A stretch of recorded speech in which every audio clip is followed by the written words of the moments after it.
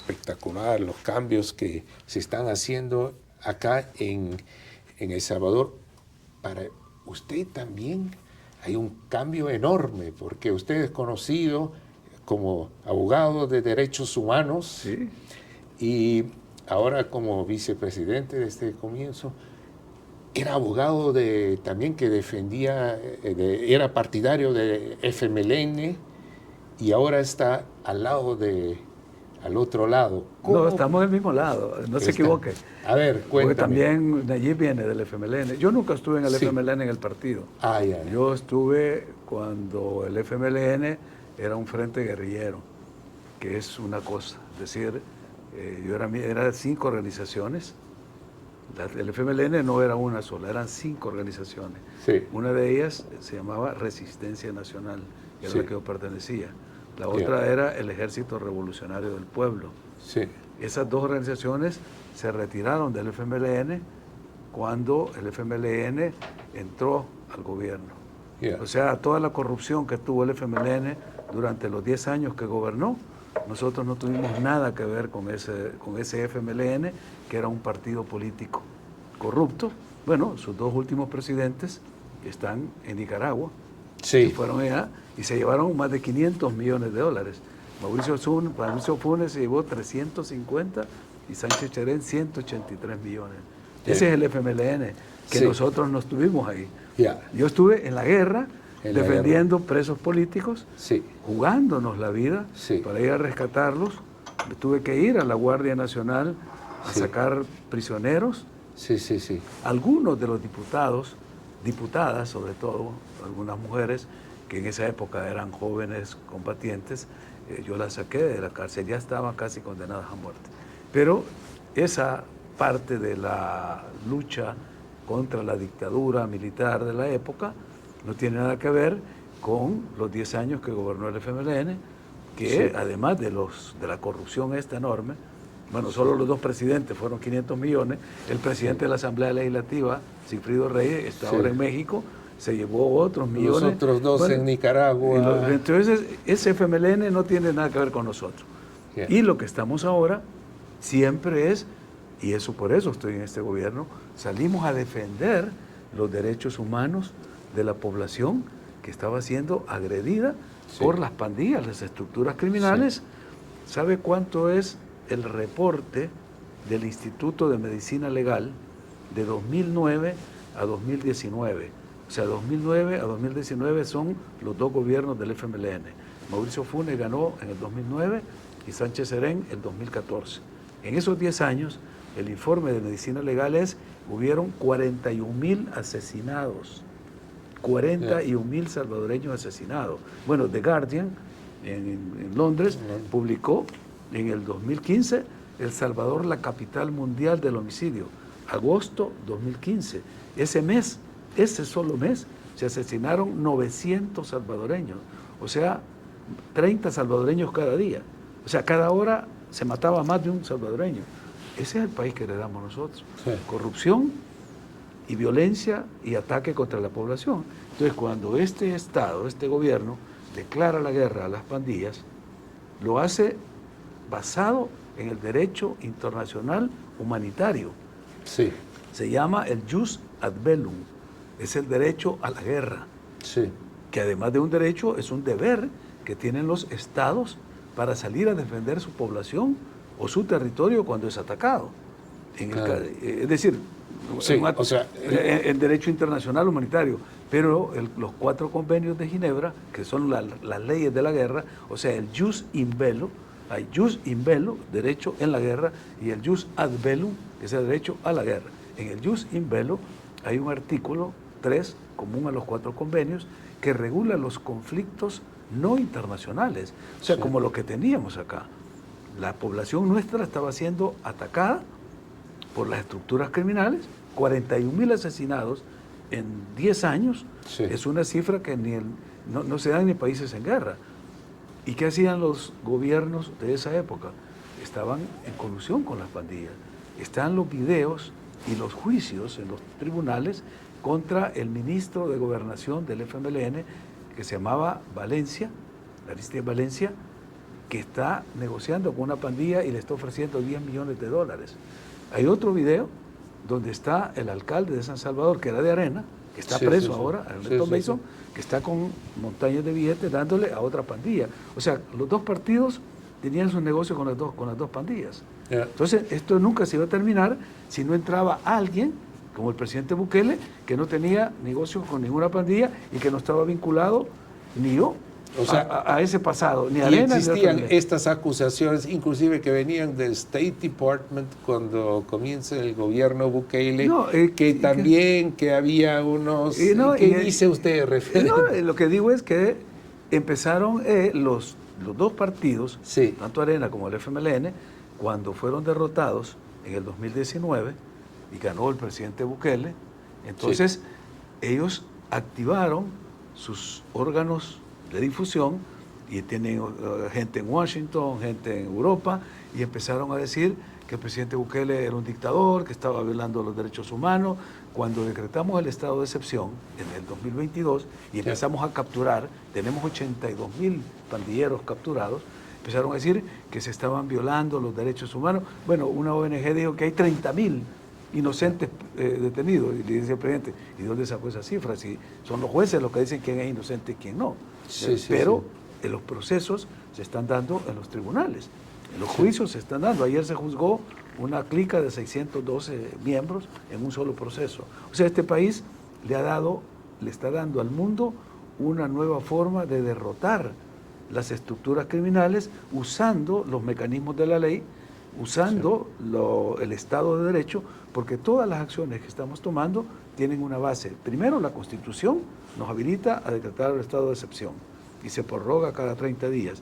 Y segundo, al darle el pueblo la mayoría legislativa al presidente Bukele, lo habilita para hacer una serie de reformas a la legislación penal común. Se aumentaron las penas para los mareros. ¿Cuáles serían las principales reformas? ¿Cuál es la clave que da este éxito, que es indiscutible? Es que eso ya nadie lo discute. Lo que pasa es que no saben cómo. Entonces la situación es sencilla, es fácil de entender. ¿Cuál es la clave? La clave es el pueblo. El pueblo, porque nosotros llegamos al gobierno en 2019. El 2020 fue la pandemia del COVID. El FMLN y Arena controlaban entre los dos la Asamblea Legislativa. Entre los dos eran los que manejaban. Ahí empezaron a bloquear todas las iniciativas del presidente en la pandemia. Cuando terminó la pandemia y la gente vio que todas las iniciativas del presidente las bloqueaban los dos partidos que tenían los nexos y la negociación con las pandillas, entonces el pueblo en elecciones libres, justas y transparentes, el 28 de febrero de 2021, le dio al presidente la mayoría legislativa que necesitaba. Entonces ya con la mayoría legislativa que necesitaba, el presidente pudo, primero, ratificar un préstamo que teníamos aprobado con el Banco Centroamericano de Integración Económica por $109 millones, que la asamblea anterior se negaba a ratificar. Y un préstamo de ese tipo, cuando es préstamo internacional, el gobierno lo aprueba, pero tiene que ratificarlo el Congreso. Y el Congreso estaba en manos de ellos, entonces no lo ratificaron. ¿Y para qué eran los $109 millones? Era para equipar las fuerzas del orden. Porque cuando llegamos, la policía tenía vehículos que no funcionaban, no tenían municiones, no tenían chalecos, no tenían equipo, no tenían radio. Hemos invertido en fortalecer las fuerzas del orden y por eso cuando hemos declarado la guerra el siguiente año, en el 2022, la hemos ganado con facilidad porque las fuerzas están totalmente habilitadas. Entonces, la clave está en que la población le dé el respaldo al gobernante. Y están tan satisfecha la población con las medidas que ha tomado el gobierno que le dio la votación para un segundo mandato. Salió electo con más del 85%. Y la encuesta, la última de Sid Gallup, que la presentaron ayer, se presentó, da un 91.5% de aprobación a lo que está haciendo el gobierno. Entonces, ¿cuál es entonces la clave de esto? La población, que la población respalde, porque en una democracia, y eso se lo decía yo también a otro periodista, porque me decía, pero ¿cómo es posible que el presidente pueda tener toda esta aceptación y haya alineado a los jueces, a los diputados, a todo? Bueno, hay dos formas de tomar ese control. Yeah. Uno es la dictadura, por la fuerza que hacen los dictadores, toman, ¿verdad?, el control del aparato del Estado y se hacen fuertes y están ahí a la fuerza. Y dos, que el pueblo te lo dé. Sí. O sea, nosotros, el pueblo lo ha dado con la votación masiva. Tuvimos por primera vez en la historia de este país una votación masiva de salvadoreños que viven fuera del país, la más alta en la historia de las elecciones del mundo entero, porque en términos relativos tuvimos 330,000 votos solo en Estados Unidos para el presidente Bukele. Y la más alta votación que había habido en toda la historia era de Dominicana con 260,000 votos. O sea, El Salvador ha dado la respuesta para mucho, y además usando la internet, usando nuevas tecnologías. Pequeña paréntesis, escuché que también el presidente Bukele o su gobierno tratan de implementar el voto por internet. No, ya se implementó. Ya se implementó. Ya. Ah, ya, ok. No, claro. Sí. No, votaron. Bueno, quizás esto es algo de... Ese siempre ese espíritu, ¿no? Con el Bitcoin, el esto. El Salvador va a la vanguardia. Cuando estábamos en campaña, en el 2018, fuimos a una reunión con la empresa privada y le dijo el presidente, El Salvador, si yo gano, vamos a entrar en la cuarta revolución industrial directo. Klaus Schwab lo acaba de anunciar en Davos. En el BEF, en el Foro Económico, la cuarta revolución. Sí. Eso fue hace 6 años. Ahora nosotros tenemos una moneda, una criptomoneda de curso legal, el Bitcoin. Sí. Tenemos una ley para los activos digitales. Solo hay 2 leyes en el mundo, una en España y El Salvador. Tenemos la factura electrónica, la firma electrónica, el teletrabajo. Se acaba de dar una ley que exonera de impuestos a todas las empresas que vengan a invertir en innovación y tecnología, porque tenemos el asocio con Google, el hub más grande de Google en la región está en San Salvador. Es también una novedad que acaba de... ¿Y qué hacemos? ¿Qué hemos hecho con Google? 2 cosas, 2 grandes acuerdos. Google Cloud nos ha proporcionado lo que se llama el Google Classroom, o sea, un programa para enseñar en las escuelas. Entonces, todos los estudiantes de El Salvador que van a las escuelas públicas tienen una laptop o una tablet y tienen el Google Classroom para sus clases. Es decir, los estudiantes de la escuela pública, aún de la parte más lejana, de las zonas rurales, de las escuelas pequeñas, las grandes, tienen un dispositivo. Entregamos 1.200.000 computadoras, Ministerio de Educación. Y esta generación se está educando con esta tecnología. En 5 años, 10 años, estos muchachos van a ser totalmente funcionales en la era digital, porque nosotros estamos conscientes que estamos ya en plena era digital. Por eso es que, además de cambiar la infraestructura jurídica, hacer todas estas leyes para que pueda El Salvador convertirse en ese hub tecnológico, estamos preparando el capital humano, o sea, estamos invirtiendo en los jóvenes. Este gobierno de Bukele es el primero en toda la historia de El Salvador en poner más de 5 puntos del PIB en educación. ¿Por qué? Porque le queremos apostar al capital humano.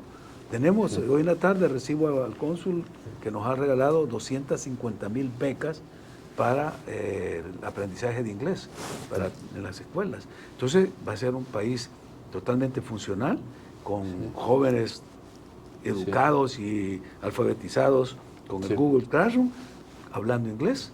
Sí. Entonces, en 10 años este país va a ser una sociedad. Porque hay una crítica de parte de ONGs, ¿no?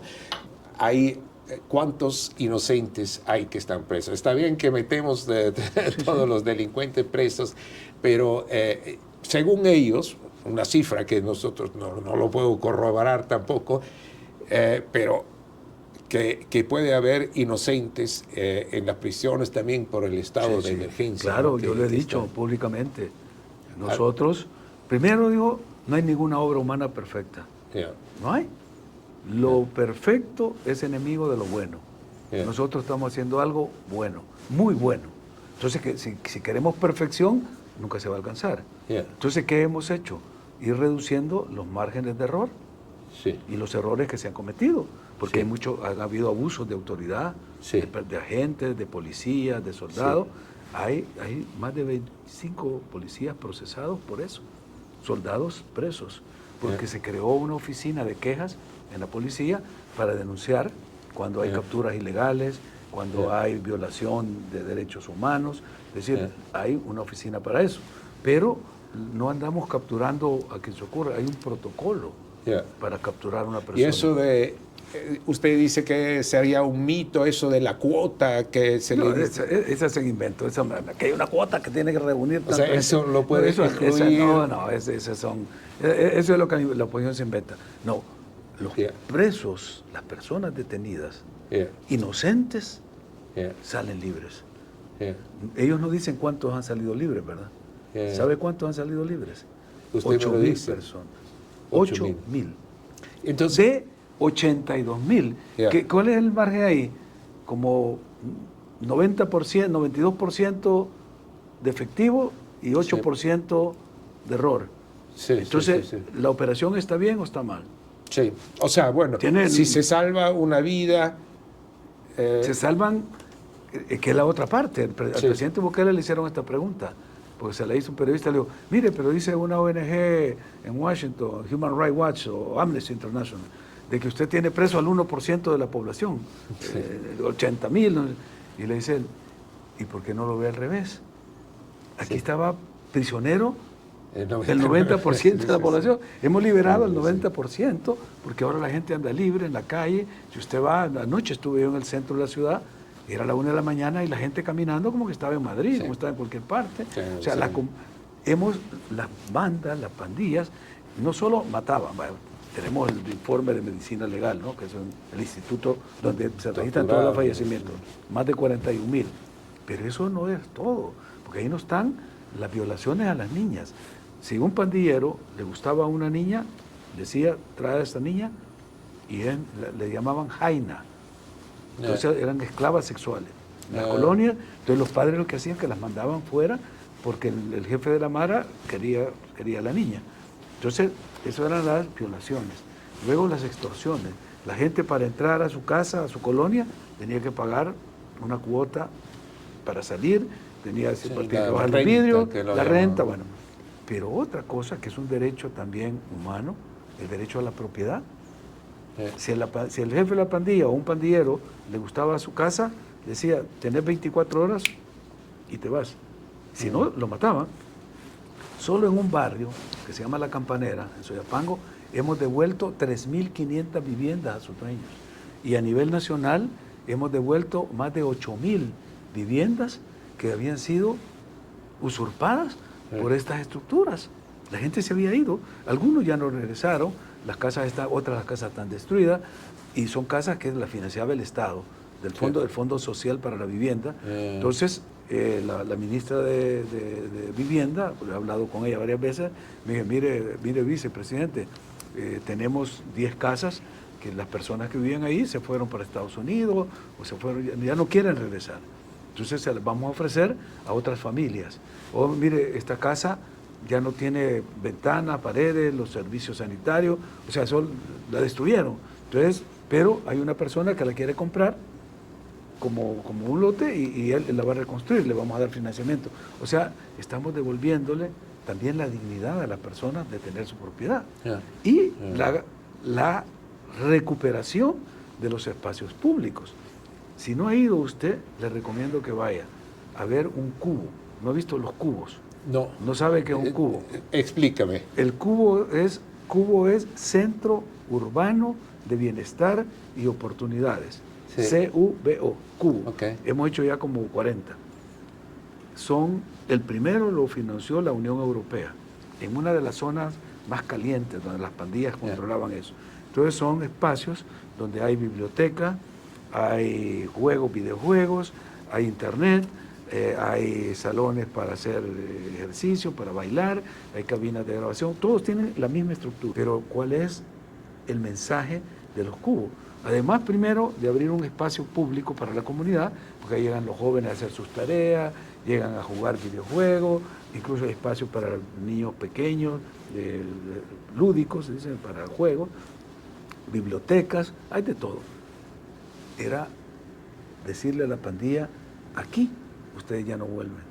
En Mexicanos, el cubo que se construyó ahí, sí, se hizo donde era el cuartel de la pandilla 18. sí, sí, sí, sí. En el lugar donde ordenaron quemar un autobús con todas las personas adentro.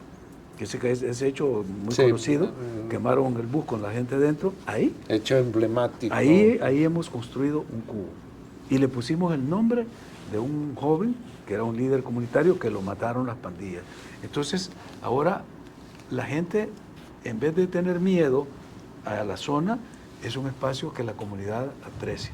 Y estamos ahora en estado de emergencia todavía, creo, hace 2 años, ¿no? 2 años y medio. 2 años y medio. ¿Cuándo va a terminar? Cuando ya no haya necesidad, porque si usted ve, usted ha andado por toda la ciudad. Sí, se podría levantar. ¿Por qué no se levanta? Por 2 razones. A ver. Primero, porque la gente, cada vez que se le pregunta por el régimen de excepción, dice que se prorrogue, que se prorrogue. Sí. En las elecciones que acaban de pasar, el presidente Bukele tenía 91% de aprobación. Sí. La Sid Gallup. Sí, sí, lo sí. mismo que tiene y hoy. lo ha tenido. Pero Sí. Sid Gallup hizo esta pregunta. Ustedes van a ir a elecciones. ¿Desean que el estado de excepción se prorrogue? ¿Sabe cuánto fue el porcentaje? 96. O sea, Sí. 5% de personas que no están de acuerdo con el presidente sí quieren que el régimen de excepción se prorrogue. Entonces la gente tiene una percepción que con eso los delincuentes no van a salir. Y la segunda es que el régimen de excepción no afecta a nadie. A nadie. Ninguna libertad pública es afectada, ni las personas tienen afectación. Solo afecta 2. Y óigalo bien, el régimen de excepción afecta 2 garantías constitucionales. 2. Y son de carácter individual. O sea, no es a la ciudadanía. Una es que por la Constitución, si a mí me captura la policía o la autoridad, en 72 horas tiene que ponerme libre o me manda al juez. Se llama la detención administrativa. Exacto. Hoy no. Hoy son 15 días. Okay. Esa es la primera. La segunda es que a mí nadie me puede revisar mi teléfono ni mi correspondencia. Es la inviolabilidad de la correspondencia. Yeah. Es un derecho sagrado que tenemos. Yeah. Ahora está suspendido y si a una persona la capturan por ser miembro de una pandilla, lo primero que hace la policía es verse el teléfono, revisarle todas las comunicaciones, porque sabe que ahí están los nexos con la pandilla.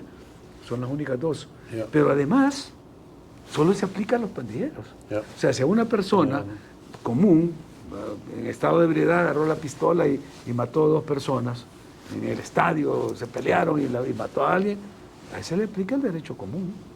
Ahora, esto es solo para las personas que están acusadas de ser miembros de pandilla. Y solo son esas 2 garantías, ¿no?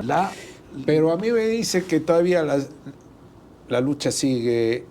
Hay reductos. Cada día vamos capturando más, 3, 4. Sí. O sea, no se puede levantar porque es como cuando tú recibes quimioterapia. Tienes un cáncer, recibes quimioterapia.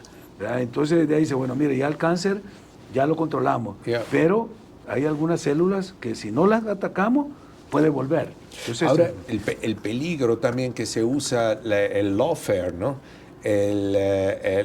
La ley para el contrario político. Sí, ¿no? sí. Pero eso nos hemos cuidado aquí, que no exista.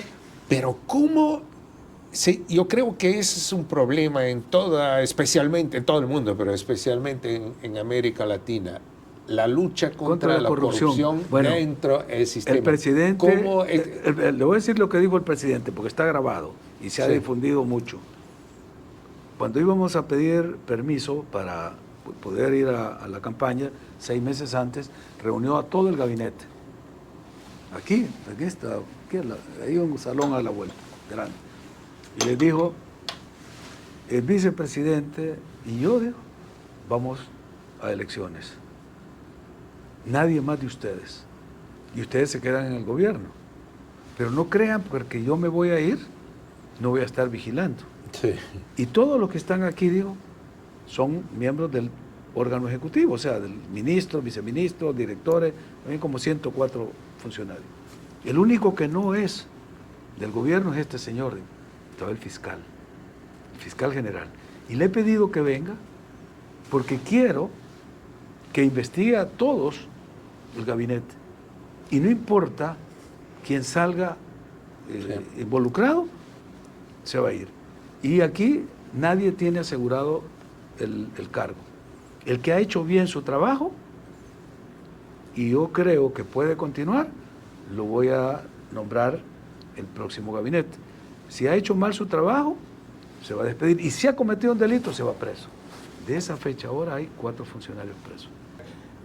Que la independencia de la Fiscalía está la clave. No, en la acción de la Fiscalía. Eso. Porque el presidente cada 1 de junio da un discurso en el Congreso. Sí. El año pasado, ya en 2023, el 1 de junio, me acuerdo bien porque yo estaba cumpliendo 50 años de casado con mi mujer. Okay. Y estábamos ahí y cuando empezó... Le felicito. Y él dijo, felicidades vicepresidente, que hoy este día, porque nosotros nos casamos el 1 de junio del 73. Entonces justo el 1 de junio del 23 estábamos cumpliendo el 50 años. Y ha traído a su esposa aquí, dijo, en vez de llevarla a cenar. Pero estábamos ahí en la sesión. Y dijo, ustedes no ven aquí al fiscal, ¿verdad? Dijo, no está. Porque este día, dijo, ya declaramos la guerra a las pandillas en el 2022. Este día hago el anuncio que declaramos la guerra contra la corrupción. Y por eso el fiscal no está, porque está en este momento interviniendo los bienes del expresidente Cristiani, que según la leyenda urbana es el hombre que más robó en este país. No, nadie sabe dónde está, pero bueno, se fue, se le intervinieron los bienes, ya se recuperaron como 82 millones en una droguería, helicópteros, algunas empresas que se le han intervenido, que fueron mala vida, ¿no? O sea, tampoco no es lawfare, o sea, no es atacarlo porque es enemigo, no, es documentado, claro, todo, de que esta persona ha hecho capital usando. Pero, para hacer breve la historia, este año, 2023, vino la auditoría de Gafi-Lat. ¿Sabe qué es el Gafi? El Gafi, que es la internacional contra el lavado de dinero, la corrupción. Sí. Bueno, hay 2 Gafi en América Latina. El GAFIC, que es el Gafi Caribe, pero termina en C, GAFIC, y Gafi-Lat, que es el para América Latina. Sí. Nosotros estábamos en el GAFIC, El Salvador estaba en el GAFIC, porque nos veían a nivel de las Bahamas, donde hay estas empresas offshore, donde hay lavado de dinero, ahí estaba El Salvador. Sí. Hasta el año pasado, 2021, antepasado, nos admitieron en el GAFILAT, porque el gobierno del presidente Bukele empezó a demostrar que íbamos a combatir la corrupción. Nos dijeron, los vamos a admitir, y nos llevaron al GAFILAT. Vino una auditoría y hemos salido bien evaluados. Entonces nos han ratificado la membresía en el GAFILAT y han recomendado que muchas de las medidas tomadas en El Salvador para combatir la corrupción, para evitar el lavado de dinero, sean adoptadas generalmente. Porque es un ejemplo lo que El Salvador ha hecho en una de estas, en esta materia, primero la prevención, porque el GAFI, no el GAFI en general, internacional, tiene 40 recomendaciones. Entonces, para ser miembro hay que cumplir todos esos estándares. El Salvador está ahí. Y salió bien calificado este año. Claro, acaba de Moody's nos subió la calificación. Subió, pero el Fondo Mundial ya firmó con nosotros. Sí, pero ahora lo que me llamó la atención que el riesgo país de El Salvador, todavía el famoso riesgo país, ¿no? Todavía es bastante alto comparando con otros países. ¿A qué se debe y qué es lo que...? Bueno, mira, lo que hubo, nosotros estábamos muy bien calificados, pero en 2018, 2017, hubo un problema entre los dos partidos, Arena y el FMLN, y no se cumplieron ciertas obligaciones. Entonces nos bajaron a triple C. que es Sí, la última, el la más baja. triple C, La más baja. y ahora está B3. B3. No, íbamos Sí, subiendo. B3. Porque cuando entró el gobierno Sí, de, sí, sí. de Bukele, subimos. Sí. Subimos desde C3 a C2, C1 a B, B1, B, y estábamos bien. ¿Cuándo nos bajaron? Cuando adoptamos el Bitcoin. 2023. Ya. El 7 de septiembre de 2021, la Asamblea Legislativa aprobó la ley Sí. que convierte el Bitcoin en una moneda de curso legal. Esa semana nos bajaron otra vez a triple C, a lo más bajo. Yeah. El riesgo era el más grande, los bonos se cayeron, fue un desastre para la imagen del país. Sí, sí, Entonces, sí. bueno, dijo el presidente, para mí, este es el futuro. Si los calificadoras nos ponen ahí, ellos van a tener que cambiar, nosotros no vamos a cambiar. Seguimos esta ruta. Y seguimos esa ruta. Y el 2022 vinieron 44 países de África, América Latina, incluso de Europa, aquí, los presidentes de bancos centrales, ministros de Hacienda, para ver cómo funcionaba el Bitcoin en El Salvador. Y empezaron a hacer sugerencias, bueno, algunos se fueron con esa idea, empezaron a crear monedas, incluso en Estados Unidos, en Texas, todo el estado se volvió, adoptó el Bitcoin como moneda, Miami sacó su moneda, empezaron a ver esta reacción, dijeron, si funciona en El Salvador puede funcionar en algunos estados de Estados Unidos, en algunas ciudades, porque hay muchas criptomonedas. Bueno, el año pasado, a finales del año pasado, el Departamento del Tesoro de Estados Unidos aprobó que las criptomonedas iban a ser ETS, Exchange Trade Souls, algo así. Yeah. Y en ese momento nos quitaron de la lista negra y empezaron las negociaciones con el fondo, se aceleraron, ya estamos listos para firmar con el fondo y empezó a cambiar la idea de que el Bitcoin era un riesgo país. ¿Y ahora por qué subimos? Porque Bueno. Trump acaba de decir que va a crear la reserva Bitcoin. Bueno, entonces, imagina cómo es esta cosa. Yo estaba en Nueva York entregando un informe al secretario general sobre los ODS, el cumplimiento de los ODS, que salimos bien, o sea, el 62% de cumplimiento de los 17 ODS. Y ahí estaba una periodista que me salió a entrevistar y me dijo, mire, me dijo, ¿cómo explica usted que El Salvador está perdiendo dinero por haber el gobierno comprado Bitcoin? Le dije, pero ¿quién dice que estamos perdiendo? La cifra, me dijo, ustedes compraron cuando estaba 40,000 y ahora está a 20, 18. Sí, le dije, pero no hemos vendido. O sea, perderíamos si compramos a 40 y vendemos a 20. Sí. Pero nosotros ahí lo tenemos, es ahora? una reserva. Sí. Y dijo el presidente, ahora que ha bajado, vamos a comprar un Bitcoin todos los días. Vamos a comprar más. Y compramos, y ahora está a casi 90 y pico. Entonces no, todas esas críticas que nos hicieron, todo ese ataque brutal. No, ahora se cae. Están callados. Pero y yo creo que ahí también se ve en la práctica, es muy difícil implementar una moneda que es tan volátil, porque si un café hoy día te cuesta tanto y mañana tiene un valor... Esa era la crítica principal, la volatilidad. La volatilidad, y dijo el ¿no? presidente, es que nosotros no estamos en el stock market, o sea, no estamos comprando y vendiendo. Eso afecta a las shares, a las acciones, porque tú compras, vendes.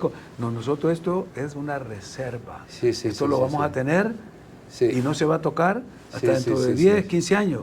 Cuando se emita el último Bitcoin, porque el Bitcoin es finito, no es infinito. Sí, claro. Entonces, cuando termine el último Bitcoin, entonces vamos a sacar nuestra reserva. Se toma. Entonces, pero volviendo otra vez al riesgo país, ¿por qué hemos mejorado? Bueno, primero, porque la principal causa por la que nos bajaron, que era Bitcoin, se ha revertido. Entonces ya volvió era una mala palabra, era una mala imagen, hoy es algo lindo y todo el mundo quiere ahora. Pero lo otro es cómo el presidente fue jugando en el mercado financiero internacional. Como estábamos tan mal prestigio, el país de un dictador millennial, país que viola los derechos humanos, el país donde salían todos los de la Mara y decían, esto parece el holocausto nazi y protestaron los judíos porque dijeron, ¿cómo nos comparas con esos mareros? De un presidente. Petro dijo, esto me recuerda a los campos nazis. Bueno, toda esa mala imagen había hecho que los bonos nuestros cayeran muy bajo. Entonces, ¿qué hizo el presidente?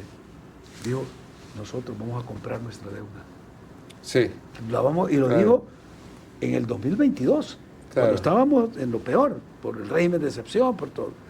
Y entonces le dijeron, ¿y de dónde va a sacar el dinero para comprar? Teníamos que pagar 800 millones de los eurobonos que había comprado el gobierno en el año 2000, ya se vencía. Entonces dijo él, vamos a usar un mecanismo que nadie ha usado. Se llama Special Drawing Rights. Drawing Rights es un fondo que está desde los años 60 en el FMI, en el Fondo Monetario Internacional. Sí. Y los estados no lo usan. Entonces nosotros fuimos y lo sacamos. Y compramos, pagamos a la gente y ganamos como 500 millones. O sea, lo compraron a un precio... Al precio bien bajo. Bajo, ¿no? Claro, como los tenedores decían, ese país... Bueno, la crítica era que es positivo porque, si le podrían comprar un precio más bajo es riesgo país. O sea, pues sí, no, es que aprovechamos eso. O sea, sí, aprovechar que te están tratando mal, ok, yo saco mi caja. Ahora, después de esa... pero un cuchillo de doble filo. No, pero esa compra, inmediatamente... Sí. Los bonos del Salvador se fueron para arriba, sí. El segundo valor más alto en los mercados de Hamburgo, de Nueva York, después del Líbano. El Líbano en esa época tenía los bonos más altos y después El Salvador. Sí. ¿Por qué? Pues son las medidas audaces de un presidente que sabe cómo manejar este tipo de... La relación con el presidente Trump, ¿usted estaba feliz cuando fue elegido presidente Trump en Estados Unidos? Porque me da igual, había ambigüedades, ¿no? A mí, como dije yo, me da igual si queda un partido o queda el otro, es el pueblo norteamericano. Sí. Nosotros vamos a trabajar con el que esté. Sí. Si era Kamala Harris, igual con ella, si es Trump, igual con ella. Por supuesto, los énfasis son diferentes. Había unos roces también con Trump. Bueno, pero fue nos explicaron después que Trump... En julio, cuando creo que él dijo que El Salvador estaba mandando a los criminales, pero él le equivocaron el script. Él estaba hablando de Venezuela. Que Venezuela, porque el tren de Aragua está ahí. De hecho, los primeros que van a deportar son los venezolanos que los tienen ahí. O sea, El Salvador nos ha mandado criminales. Ellos mandan criminales para acá. Nosotros los mandamos. Entonces, fue un error. Después Rose ahí por ahí confirmó, ¿no? Después dijo ese presidente. Pero la relación, cuando él estaba diciendo eso, el hijo de él estaba aquí vino, Donald Trump Jr. Entonces, era una cosa que no se entendía, conociendo al presidente Trump, que dice cualquier cosa. Entonces podía haberlo dicho y no... Yo creo en América Latina hay dos presidentes ahora que están en boca de todo, que es Bukele de El Salvador, un país que antes... En el mundo. En el mundo. Y el otro es Milei, ¿no? Y tengo entendido que tienen una relación... Javier Milei estuve presente en la inauguración, había un viaje del presidente Bukele a Argentina. Es algo más... No podría calificarlo porque... porque en Milei tenemos bien definida una ideología, ¿no? Que se puede acordar o no. En la filosofía o la ideología económica no está bien claro para mí dónde está el presidente Bukele. Bukele, primero, el país, como él dice, nosotros vamos a adoptar las medidas que traigan bienestar a nuestro pueblo. Esa es la consigna. Lo que traiga bienestar, porque incluso cuando él fue a China, hubo una gran presión de Washington para que no fuera.